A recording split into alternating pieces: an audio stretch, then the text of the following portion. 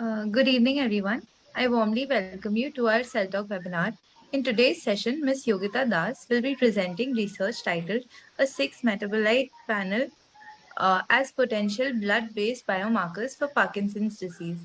Yogita is a clinical content writer at Renix. She is responsible for writing scientific content and clinical white papers on healthcare-related topics with a focus on oncology and immunology. Yogita has a doctoral degree in life sciences from Symbiosis International, deemed to be University, Pune. And as her research work focuses on diabetes and vitamin D, at Renix she has gained experience in scientific writing as well. So, without further ado, I now welcome Yogita to take the floor. Thank you, Aditi, for a brief introduction, and good evening, everyone.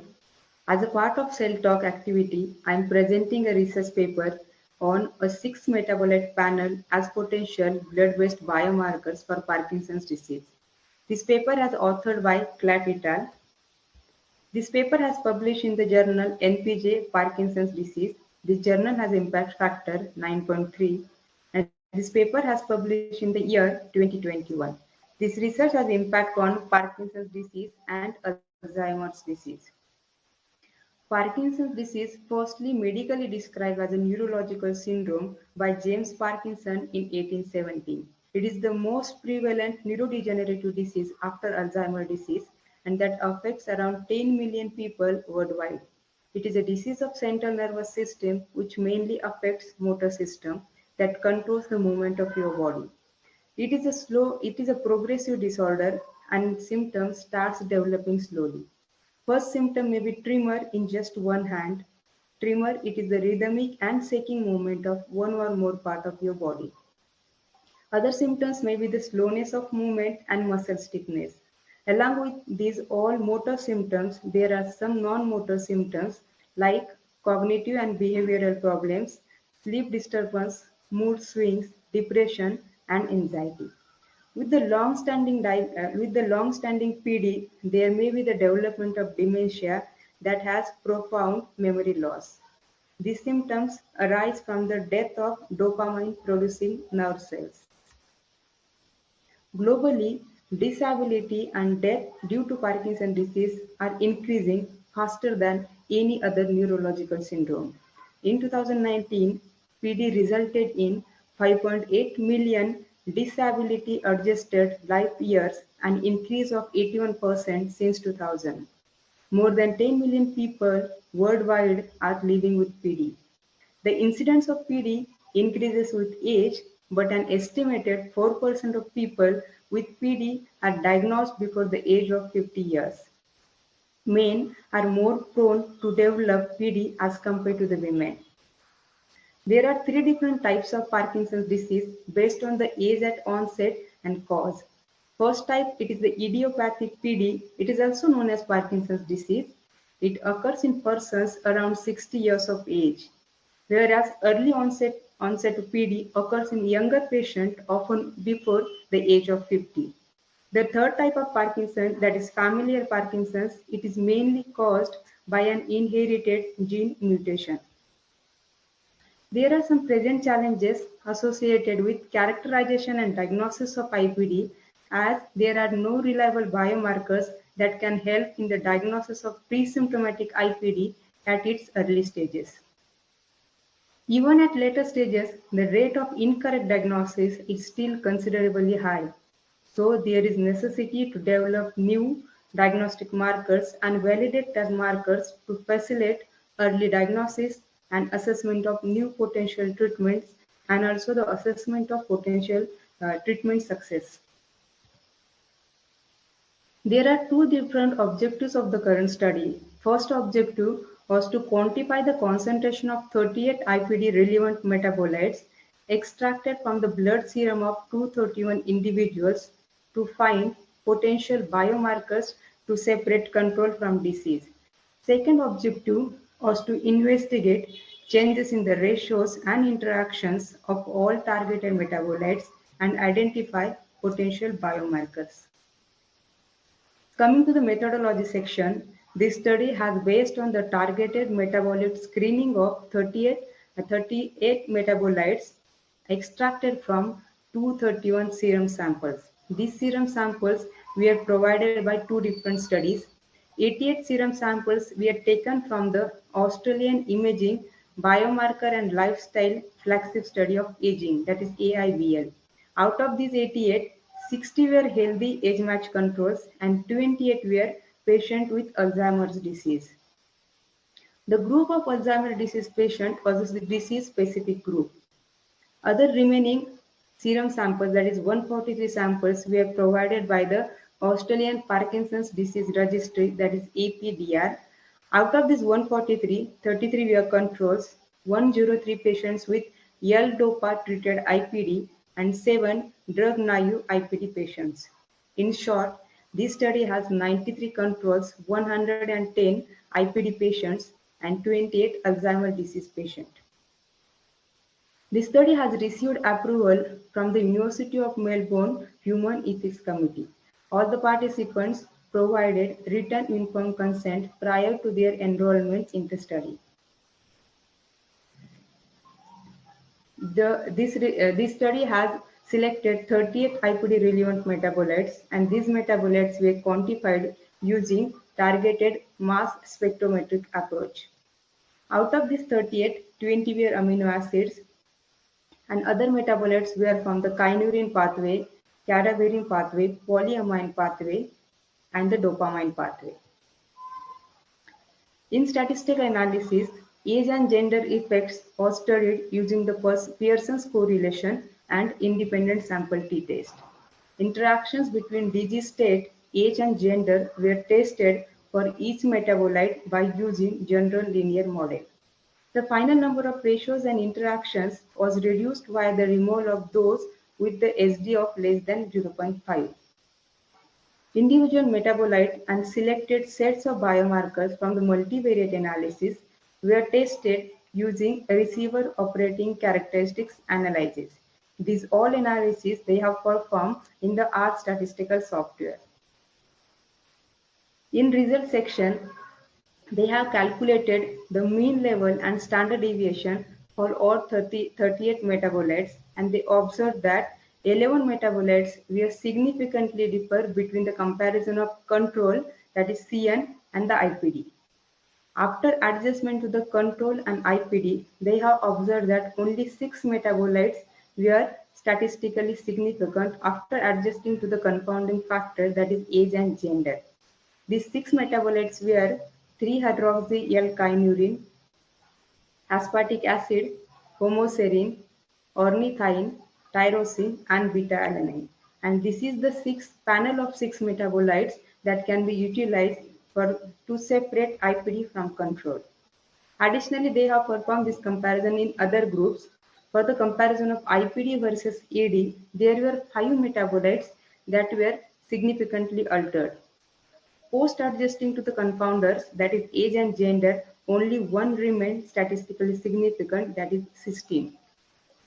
Moreover, for the comparison of control versus AD, there were no metabolites that were significantly altered. This may be because of limited power in the AD group.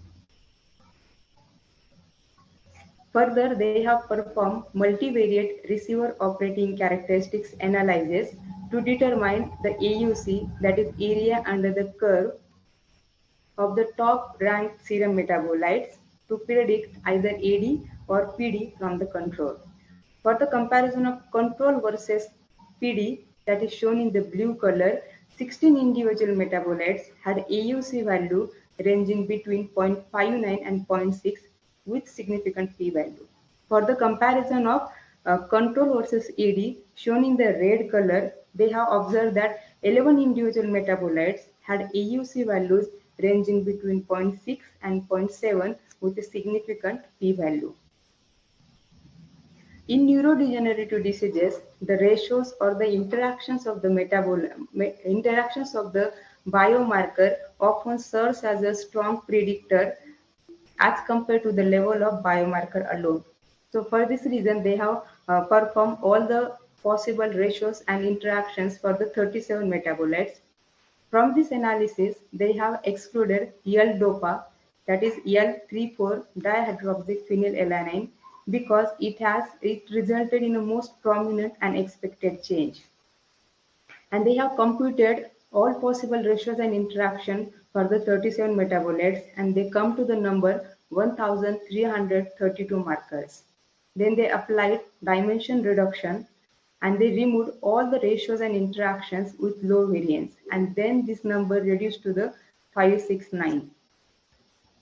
Out of this 569, only 11 ratios and 23 interactions were significantly altered between the groups. And they have observed that L-aspartic acid involved with the most ratios and interactions. Other metabolites, L-glutamine involved in 5 interactions, homoserine was involved in 4 interactions, 3-HK was involved in 4 interactions and 1 ratio, and ornithine was involved in 6 interactions and 1 ratio. After adjustment to the confounder, age and gender, then out of these 11 ratios and 23 interactions, only 7 remained statistically significant. And these 7 were the product of homoserine and ornithine, a product of beta-alanine and ornithine, a product of aspartic acid and tyrosine, a product of L-glutamic acid and tyrosine, a product of L-aspartic acid and ornithine, a product of L-glutamic acid and ornithine, and the ratio of aspartic acid and L-kynurine. After all this univariate analysis, they have performed multivariate analysis, and they identified 7 metabolites that can be utilized to separate PD from control. And these 7 metabolites were cysteine, 2-aminobutyric acid, tyrosine, L-kynurine, ratio of arginine and 3-hydroxyantranilic acid, ratio of aspartic acid and L-kynurine, and the product of beta-alanine and ornithine, with an accuracy of 86%, sensitivity 87%, and specificity 85%. In addition to this, they have identified 6 metabolites that can use to separate AD from control, and that metabolites were aspartic acid, cysteine, tryptophan, ratio of homoserine and N-acetyl-phenylalanine, ratio of L-proline and 3-hydroxy-L-kynurine, and the product of L-glutamic acid and tryptamine, with an accuracy of 79%, sensitivity 89%, and specificity 76%. Here we can observe that cysteine is the overlapping metabolite in these two groups.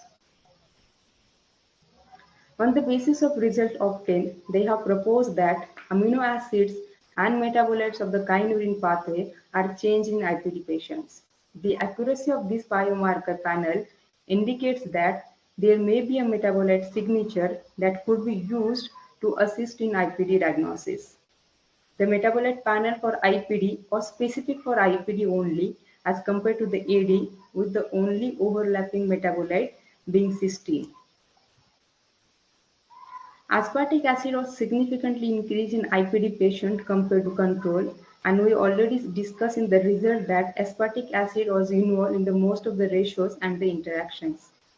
The most significant changes were observed for the 3 metabolites of the kynurine pathway, that is 3-HK, L-kynurine, and the 3-AA, and the amines of aspartate, ornithine, beta-alanine, L-glutamic acid, tyrosine, homoserine, and cysteine. In the case of 3-HK, ornithine, and tyrosine, all were increased in IPD compared to control and AD, and thus they are disease specific. So, future studies should simultaneously analyze all relevant kynurine pathway metabolites, as their function can be either neuroprotective or neurotoxic.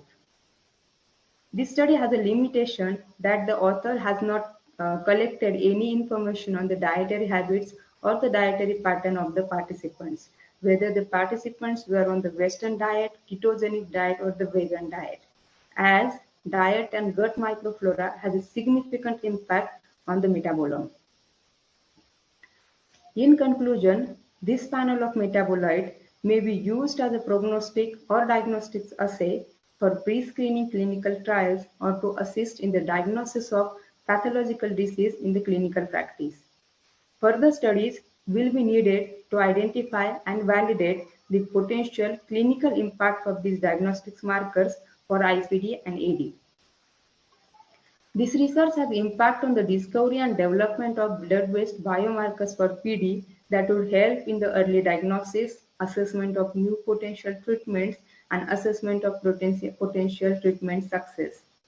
Biomarkers that show disease progression independent of clinical symptoms would be highly helpful, particularly for clinical trials of disease-modifying drugs. Biomarkers can enable the selection of clinical subgroups and open the door to specialized treatments. Thank you. Thank you for the patient listening.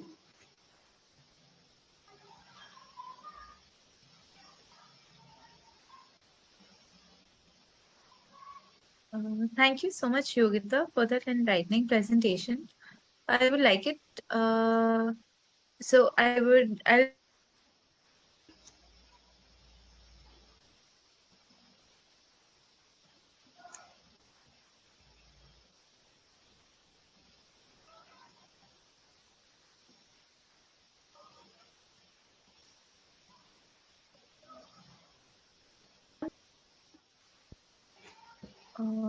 Yogita, can you hear me? Yes, now I can hear you. Okay, so I have opened the floor to the audience to ask for any suggestions and questions. And I see a few questions in the chat box, so I'll just read them out. Bharati asks, what are the other biomarkers that are associated with Parkinson's disease? Actually, all the biomarkers that have been studied, validated, and that are in the currently used in the clinical practice, that are the standard markers that can be utilized for the diagnosis of Parkinson's disease. But for the diagnosis of Parkinson's disease at the early stages, there is no biomarker specific for that. Yes, and actually, I'm not currently recollecting the name of that biomarkers that being used for the diagnosis of PD. All right. I hope Bharati's question is answered. Nupur has two questions. She asks, how do they choose 38 metabolites? And what does ratio of metabolites mean? Does it mean relative amount is a biomarker? Actually, they have selected these 38 metabolites on the basis of extensive literature search, and their focus was mainly on the four different pathways that being affected in the Parkinson's disease or any neurological disorder. That pathways were the kynurenine pathway, dopamine pathway, and tryptophan kynurenine pathway, dopamine pathway, and the cadherin and polyamine pathway. And the second question was that ratios means not the levels of the biomarker itself, the ratio of two different biomarkers. And in clinical practice, the ratios of the biomarkers is being utilized currently for the diagnosis of many diseases. Okay, I hope that your question. Numair has a question. He asks, do these biomarkers allow the diagnosis of IBD before it has progressed to an advanced stage? Yes, definitely. Actually, they have proposed that these six metabolites can be utilized for the diagnosis of pre-symptomatic IPD at its early stages. Actually, but there should be further research conducted on the validation of these biomarkers on a larger setup. All right. I hope that answers your question, Numair. Vijay also has a question. He asks, what is the application of this research in clinical settings? Actually, this research has focused on the identification of these biomarkers. So, in the further clinical trials, this panel of biomarkers can be utilized, whether and they can do the validation for these biomarkers, and then they can apply the assessment of these biomarkers in the clinical practice. Currently, there are many research going on the various biomarkers to detect any disease at its earlier stages. Then the next stage will be the clinical trials for for the biomarkers. After it gets validated at larger population, then it can be entered into the clinical practice. I hope that answers your question. Shaheen too has a question. She asks, what is the archaic information criterion? Uh, Come again. What is the archaic information criterion? It's spelled AKAIKE. Okay, inflammation. Actually, inflammation it is the basic phenomenon that is observed in many diseases. And when we are looking for any neurological syndrome or neurodegenerative diseases, there is increase in the oxidative stress. And in case of the PD, there is increase in the oxidative stress because of the increased glutathione level. And this oxidative stress may confer the increased inflammatory biomarkers, or we can say the level of inflammations in the Parkinson disease patient. Okay, I think that answers your question, Shaheen. Before I end the webinar, can you please move to the last slide? All right. So thank you so much, Yogita, for that enlightening talk. And thank you all for today's presence as well. So in closing this webinar, I would also like to inform the audience of the next CellTalk webinar that will be held tomorrow, 19th of October, 2022. And Ms. Nupur Biswas will be presenting on the topic identification of candidate Parkinson's disease genes by integrating genome-wide association study expression epigenetic data sets. So thank you so much all for your presence today here. And I hope to see you at the same time tomorrow as well. Thank you and have a nice day.